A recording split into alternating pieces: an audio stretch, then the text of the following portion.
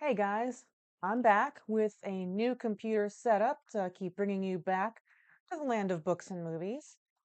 It's a laptop, and this may sound a bit cliched, but this is a game changer. I have a lot more freedom of movement than I did with the desktop. And this video and everyone that follows might look and sound different because the video editing software that I used on the desktop isn't available anymore.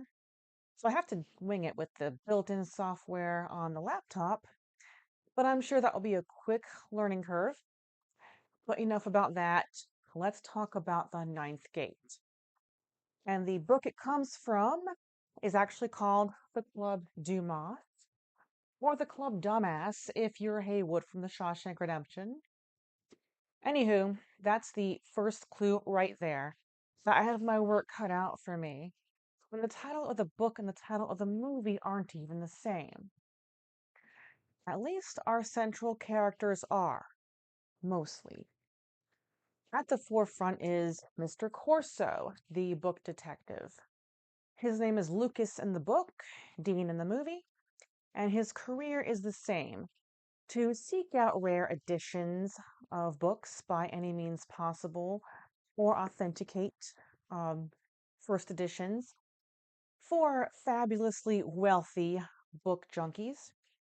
And when the one at the start of this story turns up dead, the book in question is The Nine Doors, with a pentagram on the front cover in the movie. In the book, it's an alleged original manuscript of The Three Musketeers by Alexandre Dumas. In both the book and the movie, it's Boris Balkan who sends Corso on this adventure.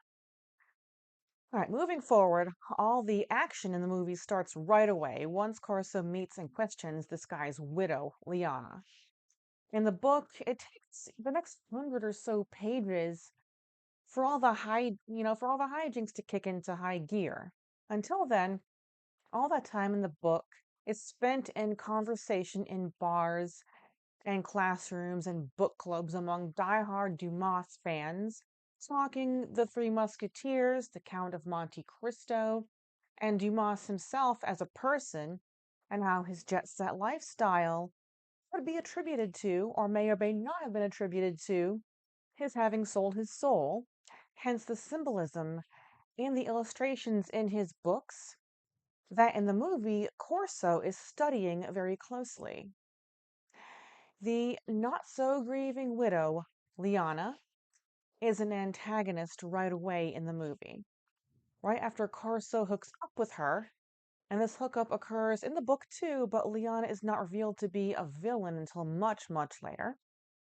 And not in the same way. She's not the leader of a secret satanic cult. We will get to what she's done later, because how all this plays out is actually a lot more interesting. The character known only in the movie as the girl is also called the girl in the book under an equally mysterious context, but she also has an infrequently dropped name. She is Irene Adler, and Corso meets her in a book club type setting in a university classroom where the topic under discussion was the works of Alexandre Dumas, more specifically The Three Musketeers, and the personalities and passions of each musketeer. In fact, I would go as far to say that this story is very telling about the Three Musketeers, probably more so than the actual books by Dumas. Anyway, so the girl, aka Irene Adler, meets up with Corso during his travels to Europe by happenstance, and they become incidental travel companions, and they do develop a bit of a romance. In the movie, the girl is some kind of guardian angel. She can fly through the air when the occasion calls for her to be expedient. She can kung fu fight like Jackie freaking Chan when Corso needs a bodyguard. And she shags like a mink to distract him from an antagonist's self-immolation. More on that later. In the movie, just everyone Corso asks about the nine doors ends up dead and posed in a way illustrated in The Nine Doors. Some in the book, some not.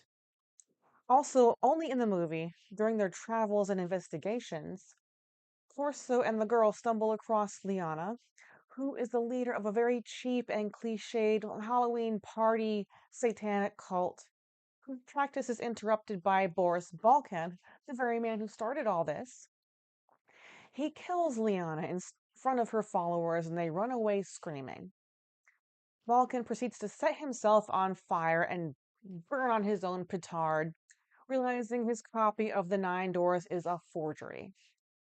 And all this secret place burns down around them, and this gives the girl, well, the girl gives Corso a reason to not have that cigarette. In the book, as Corso and the girl go about their travels and investigations, all roads do lead back to Liana and another antagonist named Varro Borgia. Throughout the book, the Nine Doors is infrequently brought up, and the focus is almost entirely on the Three Musketeers. And it turns out that everything that set all this in motion, including the death of Liana's husband and all the actions taken by Liana and Borgia and a handful of other smaller key players, was all an act of LARPing by this Club Dumas with Liana and Varro Borgia at the forefront. Nobody gets set on fire at the end of this book. No, Corso just gives Borgia a couple of knuckle sandwiches, and there isn't much of an ending except for Corso and Irene are gonna be alright. That is all for the Club Dumas and the Ninth Gate. If you enjoyed this video and what I do on this channel in general, you know the drill. I appreciate your viewership, and I will see you next book and movie.